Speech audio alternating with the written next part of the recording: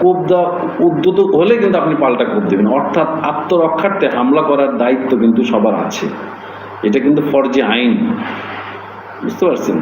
তো যাই হোক, এইটা তদন্ত করলে বেরিয়ে আসবে, সত্যি তদন্তটা হোক।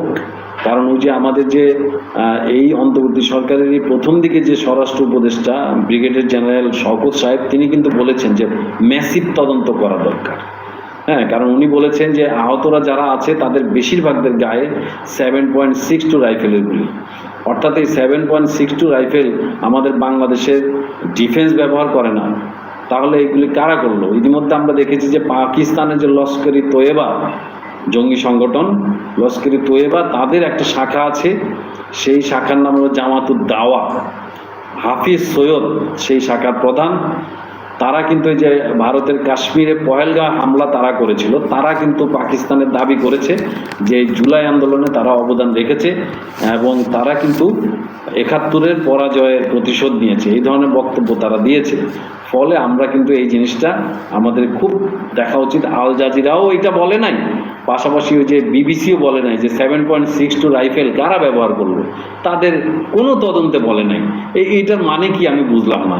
যেখানে প্রশ্ন উঠেছে যে 7.62 রাইফেল ব্যবহার করা হয়েছে, যেখানে উপদেষ্টা মণ্ডলীরই একজন উপদেষ্টা বলেছেন যে এই রাইফেলটা ব্যবহৃত হয়েছে, তাহলে তারা বললো না কেন যে এই যে তারা কি করেছে, সেই 7.62 রাইফেল দিয়ে কি করেছে বললো না কেন?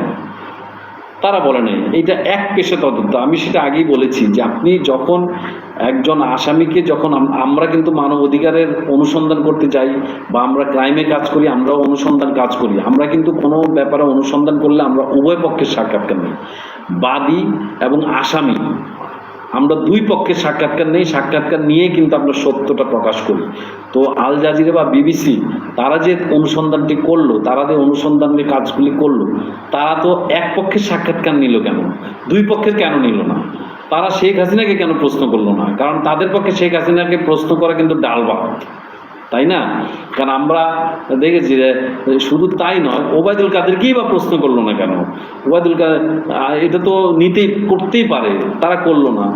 তো না করে তারা মানে শুধুমাত্র দেখলাম যে আমরা জামাতের যে শিবিরের যে ছাত্রলীগে ঘাপটি মেরে বসেছিল, শিবিরের ঢাকা বিশ্ববিদ্যালয়ের যে সভাপতি সাদেক কাইয়ুম, তার সাক্ষাৎকার নিল, তার বিবৃতি নিল শফিকুল ইসলামের বিবৃতি, হ্যাঁ, শফিকুল আলমের নিল, তাজুল ইসলামের, অর্থাৎ যারা অন্তর্বর্তী সরকারে আছে শুধু তাদের বিবৃতি নিল।